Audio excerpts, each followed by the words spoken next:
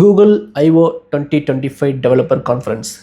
இந்த டெவலப்பர் கான்ஃபரன்ஸில் அவங்க என்ன சொல்லியிருக்காங்க, எந்தெந்த ஃபீச்சர்ஸ்லாம் அவங்க கொண்டு வந்திருக்காங்க, என்னென்ன இன்னோவேஷன்ஸ் பண்ணியிருக்காங்க, முன்னாடி வச்சுருந்த இன்னோவேஷன்ஸை இப்போ என்ன என்ஹான்ஸ் பண்ணியிருக்காங்க, இப்போ வச்சுருக்க இன்னோவேஷன்ஸை ஃபியூச்சரில் என்னென்ன என்ஹான்ஸ் பண்ண போகிறாங்க, இந்த மாதிரி நிறைய விஷயங்கள் அவங்க சொல்லியிருக்காங்க. அது என்னென்னங்கிறத உங்களுக்கு சொல்கிறேன். அதுக்கு முன்னாடி ஒரு சின்ன ஹிஸ்ட்ரி இந்த ஜெமினாய் பற்றி உங்களுக்கு தெரியணும். அதை நான் உங்களுக்கு எக்ஸ்பிளைன் பண்ணுறேன் இந்த வீடியோவில்.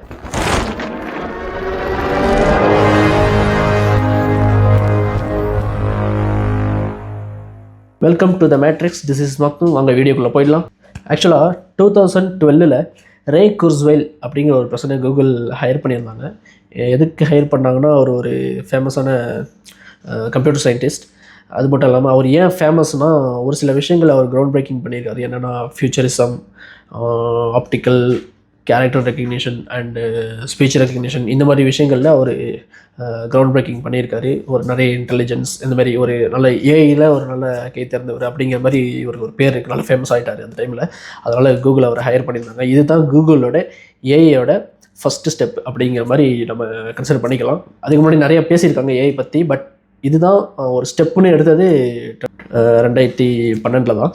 2020 வந்தோன்னா மீனா அப்படிங்கிற ஒரு எல்எல்எம் கூகுள் ட்ரெயின் பண்ணியிருந்தாங்க. கூகுள் பிரெயின் டீம் ட்ரெயின் பண்ணிகிட்டு இருந்தாங்க.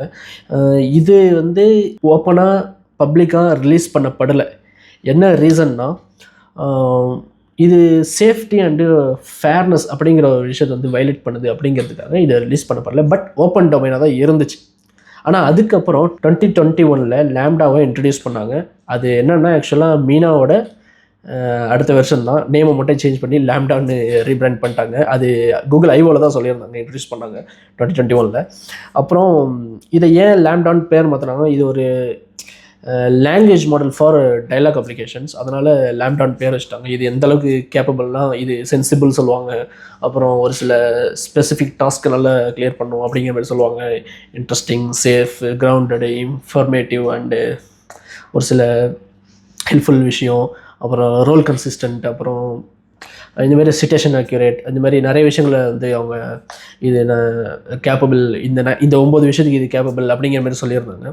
ஆனால் அதுக்கப்புறம் 2022 லேம்டா 2 அப்படிங்கிற ஒரு வெர்ஷன் அவங்க ரிலீஸ் பண்ணியிருந்தாங்க. இது வந்து ரொம்பவே சென்சிபிள், இது வந்து ஹியூமனை ஃபீல் பண்ண முடியும் அப்படின்னு சென்டென்ஸ் ஸ்டோரி அப்படிங்கிற ஒரு சப் கேட்டகரிக்குள்ளே இது கொண்டு வந்தாங்க.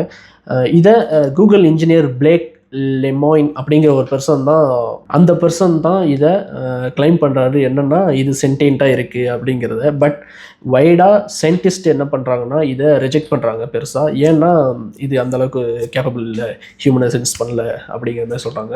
இது ஒரு டெஸ்ட் இருக்கும், அது டியூரிங் டெஸ்ட் சம்திங் சொல்லுவாங்க. அந்த டெஸ்ட்டில் என்ன பண்ணுவாங்கன்னா, எதுக்கு ஒரு ஏஐ இல்லைனா ஒரு மனுஷன் யார் இருக்காங்கிறதே தெரியாமல் ஒரு ஜட்ஜை உட்கார வச்சு அந்த இடத்துல டெஸ்ட் பண்ணுவாங்க. அது ஏஐயோட ரிப்ளையா இல்லை ஹியூமனை ரிப்ளையா அப்படின்னு ஒரு டெஸ்ட் வச்சுருப்பாங்க. அந்த டெஸ்ட்டில் இந்த லேம்டாங்கிற வெர்ஷன் ஆக்சுவலாக ஃபெயில்ட் ஆகிருக்கு.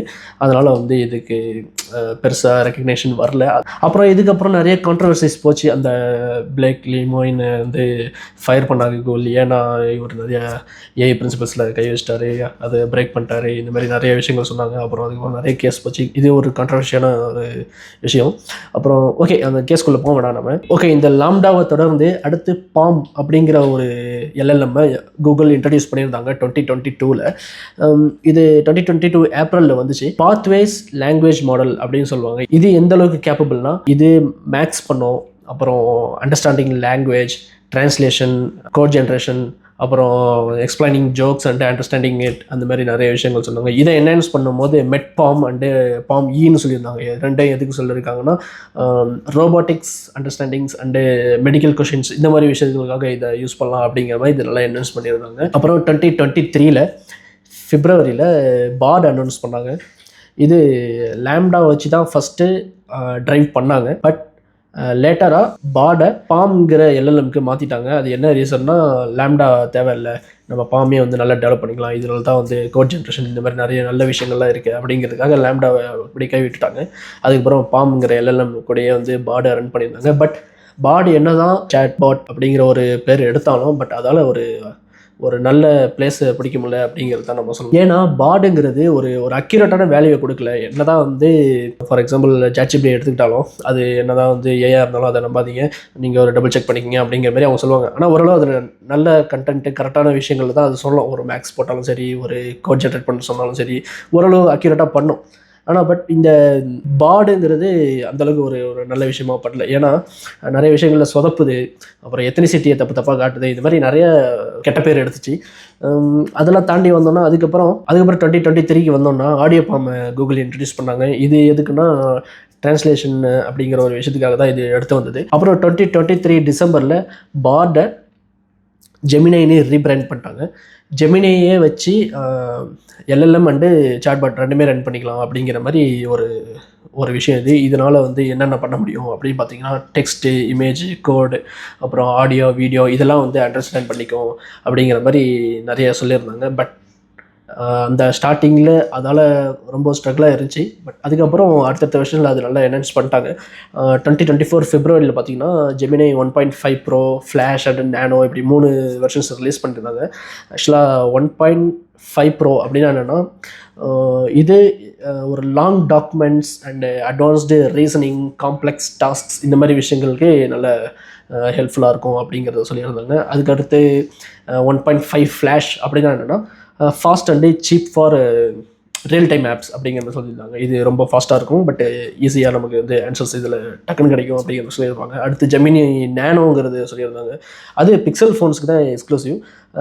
எதுக்குன்னா ஆஃப்லைனில் இது ஒர்க் பண்ணணும் அப்படிங்கிறதுக்காக இந்த நேனோங்கிறது பண்ணியிருந்தாங்க. இது ப்ரைவசி கன்சர்ன் இந்த மாதிரி ஒரு விஷயத்துக்காக இதை ஜெமினி நேனோங்கிறத இன்ட்ரடியூஸ் பண்ணியிருந்தாங்க. அப்புறம் ப்ராஜெக்ட் ஆஸ்ட்ரா அண்டு மெரைனர் இது ரெண்டத்தையும் பற்றி சொல்லியிருந்தாங்க. ப்ராஜெக்ட் ஆஸ்ட்ரானா என்னென்னா ஒரு ரியல் டைமில் நம்மளால் ஜெமினியை வச்சு எப்படி நம்ம யூஸ் பண்ணுறது, அதாவது அதோட ஸ்க்ரீனை வச்சு கேமரா ஆன் பண்ணி நம்ம இந்த இடத்துல இந்த ப்ராப்ளம் இருக்குது, இதை எப்படி சால்வ் பண்ணுறது, இது யார், இது என்ன பொருள் அப்படிங்கிற மாதிரி கேமரா வச்சு இப்படி நம்ம கேட்டோம்னா நமக்கு அந்த ஜெமினை ஒரு ஆன்சர் கொடுக்கும்.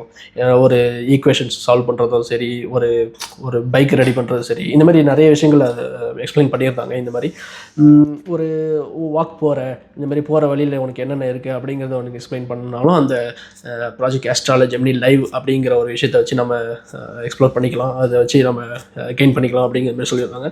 அப்புறம் ப்ராஜெக்ட் மெரைனர் பற்றி சொல்லியிருந்தாங்க. இது வந்து ஒரு Gemini becomes like an agent அப்படிங்கிற மாதிரி சொல்லியிருந்தாங்க. அப்படின்னா என்னென்னா இந்த ஜெமினை நமக்காக ப்ராடக்ட்ஸ் பர்ச்சேஸ் பண்ணோம், பிளான்ஸ் மேக்ஸ் பண்ணோம், இந்த மாதிரி நிறைய விஷயங்கள் சொல்லியிருந்தாங்க. அதாவது இந்த ஒரு ப்ராடக்ட்டு நம்ம இப்போ 1000 rupeesக்கு பார்க்குறோன்னா இது எப்போ 800க்கு வருதோ அப்போ நான் வாங்கணும் அப்படிங்கிற மாதிரி நம்ம அதுக்கு செட் பண்ணிட்டோம்னா, ஜெமினிட்ட சொல்லிட்டோம்னா அது நமக்கு அந்த டைமில் அலர்ட் பண்ணி நமக்கு பர்ச்சேஸ் பண்ணி கொடுத்துரும் அப்படிங்கிற மாதிரி ஒரு நிறைய நல்ல ஃபீச்சர்ஸ்லாம் வச்சு சொல்லியிருந்தாங்க. ஆனால் இதை என்ஹான்ஸ் பண்ணுற விதமாக தான் இந்த கூகுள் I/O 2025 சொல்லியிருந்தாங்க. அது என்ன சொல்கிறாங்க அப்படிங்கிறத நான் இப்போ உங்களுக்கு எக்ஸ்பிளைன் பண்ணுறேன். கூகுள் I/O 2025 டெவலப்பர் கான்ஃபரன்ஸ் இதில் ஆக்சுவலாக என்ன சொல்லியிருந்தாங்கன்னா, பெருசாக இவங்களோட ஜெமினை அப்படிங்கிற ஒரு விஷயம் எந்த அளவுக்கு மக்கள் மத்தியில் பாப்புலராக இருக்குது, எந்த அளவுக்கு அதிகமாக யூஸ் பண்ண ஆரம்பிச்சிட்டாங்க மக்கள் அப்படிங்கிறத சொன்னாங்க. எந்த அளவுக்கு ஒரு நல்ல ஆன்சர்ஸ் கொடுக்குது, எவ்வளோ ஃபாஸ்ட்டாக இருக்குது நிறைய சொன்னாங்க. அப்புறம் அவங்களோட இதில் முக்கியமாக ரொம்ப மெயினாக ஒரு விஷயத்தை சொல்லியிருந்தாங்க. டோக்கன்ஸ்னால் அங்கே எவ்வளோ இம்ப்ரூவ் ஆகிருக்கும் அப்படிங்கிறத பற்றி இதில் மென்ஷன் பண்ணியிருந்தாங்க. ஏன் டோக்கன்ஸை பற்றி இவங்க சொல்லணும் அப்படின்னு கேட்டிங்கன்னா, முதல்ல டோக்கன்ஸ்லாம் என்னன்னு தெரிஞ்சுக்கிங்க. டோக்கன்ஸ்னால் இப்போ ஐ லவ் பிஸா அப்படின்னு ஒரு டெக்ஸ்ட்டை நம்ம ப்ராம்ப்ட் போடுறோம் வச்சுக்கலாம்.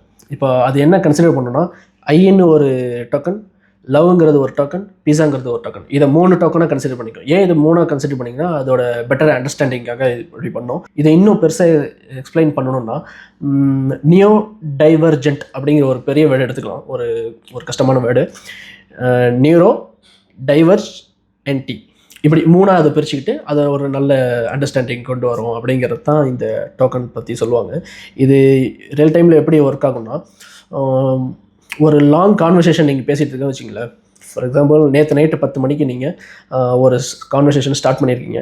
பட் அதை காலையில் 8 மணிக்கு 10 மணிக்கு இந்த மாதிரி தான் முடிக்கிறீங்கன்னு வச்சுங்களேன். இந்த எல்லாத்தையும் ஒரே டைமில் அது ஞாபகம் வச்சுக்கணும். அப்போ தான் ஸ்டார்டிங்கில் நான் என்ன சொல்லுன்னு சொல்லு, அதுக்கு பதில் சொல்லு அப்படின்னு சொன்னால் அது இப்போ வந்து அதுக்கான பதில் கொடுக்கும். இது எதுக்காக இப்படி லாங் டைம் கான்வர்சேஷனை மேக் பண்ணுறதுக்கு இது எந்த அளவுக்கு எஃபிஷியன்ட்டாக அப்படி பார்த்தீங்கன்னா, கோட் ஜென்ரேஷன் பண்ணுறவங்களுக்கு இது ரொம்ப யூஸ்ஃபுல்லாக இருக்கும். ஏன்னா ஸ்டார்டிங்கில் ஒரு கோட் ஜென்ரேட் பண்ணிட்டு இருப்பாங்க, இடையில அது ஃபர்கெட் பண்ணிட்டு அதுக்கு அடுத்ததுக்குள்ளது அதை ஆன்சர் பண்ண ஆரம்பிச்சுன்னா ஸ்டார்டிங் உள்ளது இதுக்குள்ளே தான் ஒர்க் ஆகாமல் போயிடும். இந்த மாதிரி விஷயங்களுக்காக இதை டோக்கன்ஸை மென்ஷன் பண்ணியிருந்தாங்க. இது எந்த அளவுக்கு எஃபிஷியன்ட்னா, லாஸ்ட் இயர் 9 trillions தான் நாங்கள் வச்சுருந்தோம். இப்போ 480 trillions டோக்கன்ஸ் எங்களால் பார்க்க முடியுது அப்படிங்கிறத ஒரு க்ரோத்தை காட்டியிருந்தாங்க. இது 50 times மோர் தென் பிஃபோர் அப்படிங்கிற மாதிரி சொல்லியிருந்தாங்க. இது பெரிய விஷயந்தான்.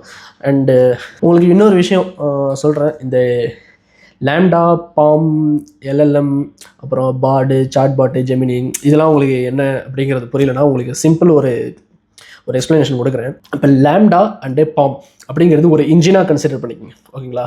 இது ஒரு இன்ஜினு. அப்புறம் இந்த சாட்பாட்டுங்கிற இந்த பாடு வந்து ஒரு பாடின்னு வச்சுக்கோங்க, ஓகேங்களா?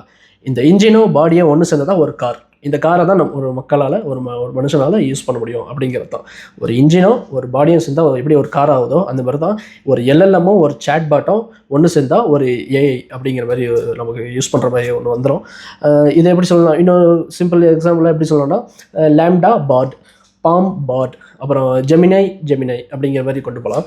ஏன்னா கடைசியில் தான் ஜெமினை 2 பேருமே ஜெமினை கொண்டு வந்தாங்கல்ல, அதனால் நம்ம அப்படி சொன்னோம் கடைசியில். உங்களுக்கு இப்போ ஓரளவு இந்த கார் அப்படிங்கிற ஒரு அனாலஜியில் உங்களுக்கு புரியும் நினைக்கிறேன். ஓகே கைஸ், இவ்வளோ நேரம் நான் உங்களுக்கு இதோட ஹிஸ்ட்ரியை சொல்லிட்டேன்.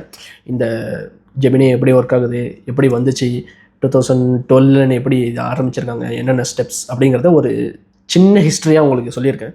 இதில் உங்களுக்கு புரியும் ஜெமினினா என்ன அப்படிங்கிறது. Gemini 2.5 bro and AI bro and ultra அப்படிங்கிற மாதிரி இப்போ 2025 ஐஓவில் சொல்லியிருக்காங்க கூகுள். இதில் நிறைய பேக்கேஜஸ் இருக்குது.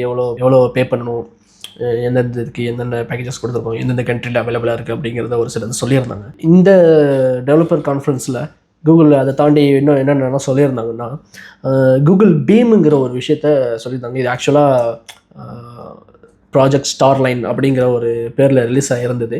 அதை இப்போ அனௌன்ஸ் பண்ணுற விதமாக என்னென்ன சொல்லியிருக்காங்க அப்படின்னா, சீம்லெஸ்ஸாக நம்ம கூகுள் மீட்டில் மல்டிலிங்குவல் கான்வர்சேஷன்ஸ் பண்ணிக்கலாம் அப்படிங்கிற மாதிரி சொல்லியிருந்தாங்க. அதாவது எதுக்கு இருக்கிறவங்க நம்மக்கிட்ட ஹிந்தியில் பேசுகிறாங்கன்னா நமக்கு அது டிரான்ஸ்லேட் ஆகி நம்மளோட லாங்குவேஜில் வந்துக்கும் அப்படிங்கிற மாதிரி சொல்லியிருக்காங்க. ஆனால் இப்போது எல்லா லாங்குவேஜஸ்லையும் அது அவைலபிள் கிடையாது. ஒரு சில லாங்குவேஜஸ் அந்த கான்ஃபரன்ஸில் எக்ஸ்பிளைன் பண்ணியிருந்தாங்க, இதெல்லாம் சப்போர்ட்டடு இப்போ எக்ஸ்பிளைன் பண்ணியிருந்தாங்க. பட் ஃபியூச்சரில் எல்லா லாங்குவேஜும் வந்துடும் அப்படிங்கிற மாதிரி சொல்லியிருந்தாங்க. அதை தாண்டி பார்த்தோம்னா ஏஐ மோட் இன் சர்ச்னு சொல்லியிருந்தாங்க. அதாவது நமக்கு சர்ச் இன்ஜின் இருக்குல்ல கூகுள், அதுலேயே நம்மளால் ஜெமினி சாட்பாட்டை டைரெக்டாக பேசிக்க முடியும் அப்படிங்கிற மாதிரி ஒரு விஷயத்தை சொல்லியிருந்தாங்க. ஓகே, அடுத்து டிஃப்யூஷன் அப்படிங்கிற ஒரு மாடலை வச்சு VO3 அண்டு இமேஜின் 4 அப்படிங்கிறத சொல்லியிருந்தாங்க. அதை பற்றி VO3ஆல் அவங்களால எந்த அளவுக்கு ஒரு வீடியோவை நல்லபடியாக ஜென்ரேஷன் பண்ண முடியும், எந்த அளவுக்கு ரியாலிட்டி அவங்களால கொடுக்க முடியும் அப்படிங்கிறதெல்லாம் இதில் வந்து சொல்லியிருந்தாங்க. அப்புறம் அவங்களோட அந்த அனிமேஷன்ஸ், இந்த மாதிரி 3D எஃபெக்ட், அப்புறம் அவங்களோட ஃபிசிக்ஸ் எல்லாம் பற்றி இதில் சொல்லியிருந்தாங்க. இந்த மாதிரி சில வீடியோஸ் அண்ட் இந்த மாதிரி ஒரு சில ஃபில்ம் மேக்கிங் இந்த மாதிரி விஷயங்கள்லாம் பற்றி சொல்லியிருந்தாங்க VO3யில். இது எல்லாமே அவங்க ப்ராம்ப்டில் அந்த VO3 மூலயமா செஞ்ச வீடியோஸ் தான் இதெல்லாம். இது அப் டு 4K வரைக்கும் அவங்களால முடியும் அப்படிங்கிறதையும் சொல்லியிருந்தாங்க. 4Kங்கிறதெல்லாம் வந்து நல்ல விஷயம். வா, செம்மையாக இருக்குது. அண்டு இந்த இமேஜின் 4 அண்டு VO3 வச்சு ஃப்ளோங்கிறத நாங்கள் ஜென்ரேட் பண்ண முடியும் அப்படிங்கிற சொல்கிறாங்க. அதாவது VO3னா text to video generation and இமேஜின்னா டெக்ஸ்ட் டு இமேஜ் அப்படிங்கிற ஒரு விஷயம். ஆனால் அந்த ஃப்ளோங்கிறது எப்படின்னா, நம்மள்ட்ட இருக்கிற இமேஜை நம்ம கொடுத்துட்டு அப்புறம் டெக்ஸ்ட்டையும் போட்டுட்டு அங்கேயே இன்னொரு இமேஜையும் நம்ம ஜென்ரேஷன் பண்ணிக்கிட்டு அது மூலிமா ஒரு வீடியோ ஜென்ரேட் பண்ணலாம் அப்படிங்கிறத சொல்லியிருந்தாங்க. அந்த வீடியோ எடுக்கிறது மட்டும் இல்லாமல் நம்மளால் அப் டு 4K வரைக்கும் ஸ்கேல் பண்ணிக்கலாம் அப்படிங்கிறதையும் சொன்னாங்க. வீடியோவை எக்ஸ்டெண்ட் பண்ணிக்கலாம், அப்படி கண்டினியூட்டியாக ஃபாலோ பண்ணிக்கலாம் அப்படிங்கிறத சொன்னாங்க. இது எதுக்கு ரொம்ப நல்ல விஷயம்னா, சினிமா எடுக்கிறவங்க, ஃபில்ம் மேக்கிங் பண்ணுறவங்க, இவங்களுக்குலாம் ஒரு நல்ல விஷயம். ஏன்னா ஒரு ஜஸ்ட்டு ஒரு ப்ராம்ப்டை போட்டு ஒரு இமேஜை போட்டே நம்மளால் இது பண்ண முடியுது அப்படிங்கிறத அவங்களுக்கு நல்ல ஒரு எஃபிஷியண்ட்டான டூல். இது ஒரு நல்ல விஷயம். கூகுள் பீம் பற்றி சொல்லியிருந்தாங்க. அது நார்மலாக அதுக்கு முன்னாடி லாங்குவேஜ் ஸ்பெசிஃபிக்காக இந்த மாதிரி மீட்டில் யூஸ் பண்ணிக்கலாம் அப்படிங்கிற மாதிரி தான் முன்னாடி இருந்தது. ஆனால் இப்போது எப்படின்னா, ஒரு 3D எஃபெக்டில் நமக்கு நமக்கு பக்கத்துலேயே அவங்க இருக்கிற மாதிரியே ஒரு எக்ஸ்பீரியன்ஸோட அவங்கள்ட்ட பேசலாம், வீடியோ கால் பேசலாம் அப்படிங்கிற மாதிரி ஒரு டெக்னாலஜி அது. அது எப்படின்னா, எப்படி அதை சாத்தியப்படுத்துகிறாங்கன்னா, லெஃப்ட்டு, ரைட்டு, டாப் 3 இடத்துலையும் 6 கேமராஸ் மொத்தமாக வச்சு அந்த சென்சார்ஸ் மூலயமா நம்மளை ரெக்கக்னைஸ் பண்ணுது அந்த கேமரா. அது அங்கே 3Dயாக விஷுவலைஸ் பண்ணி அவங்களுக்கு நல்ல எக்ஸ்பீரியன்ஸ் கொடுக்கும் அப்படிங்கிற மாதிரி ஒரு விஷயத்த சொல்லியிருந்தாங்க. அப்புறம் எப்பவும் போல் ஏஐ மோட் இன் சர்ச் அதை பற்றி சொல்லியிருந்தாங்க. ஜெமினி சாட்பாட் எந்தளவுக்கு எஃபிஷியண்ட்டாக இருக்குது, எந்தளவுக்கு நல்லா இருக்குது அப்படிங்கிறத சொல்லியிருந்தாங்க. ஆண்ட்ராய்டு எக்ஸ்ஆர் அந்த கிளாஸ் பற்றி சொல்லியிருந்தாங்க. அது எந்தளவுக்கு எஃபிஷியண்ட்டாக இருக்குது அப்படிங்கிறத பற்றி சொல்லியிருந்தாங்க. அதை அவங்க வியர் பண்ணிக்கிட்டு அதோட இன்ட்ராக்ட் பண்ணிக்கிட்டே அப்படியே வெளியே வந்தாங்க. அதை லைவில் காட்டினாங்க. இந்த மாதிரி அதோட கேள்வி கேட்டுக்கிட்டு இந்த மாதிரி கான்வர்சேஷன் பண்ணிக்கிட்டே வெளியே வந்தப்போ ஒரு காஃபி ஷாப்புக்கு எப்படி போகிறது, அப்புறம் இந்த கூட்டமாக இருக்குது இந்த இடத்துல எப்படி வெளியே ஆகுறது, இந்த மாதிரி ஒரு டைரெக்ஷன், இந்த மாதிரி லாஸ்ட்டு வீக் நான் என்ன சாப்பிட்டேன் அப்படிங்கிற மாதிரி இந்த மாதிரி ஒரு சில கேள்விகள்லாம் கேட்டு இந்த மாதிரி நல்ல ஒரு எக்ஸ்பீரியன்ஸ் கொண்டு கொடுக்கும் அப்படிங்கிற மாதிரி ஒரு சில விஷயங்களை சொல்லியிருந்தாங்க. அப்புறம் கூகுள் டாக்ஸி பற்றி பேசியிருந்தாங்க. எந்த அளவுக்கு அவங்களோட டிரைவர்லெஸ் கார் அது எவ்வளோ பெர்ஃபார்ம் பண்ணுது அப்படிங்கிறத பற்றி பேசியிருந்தாங்க.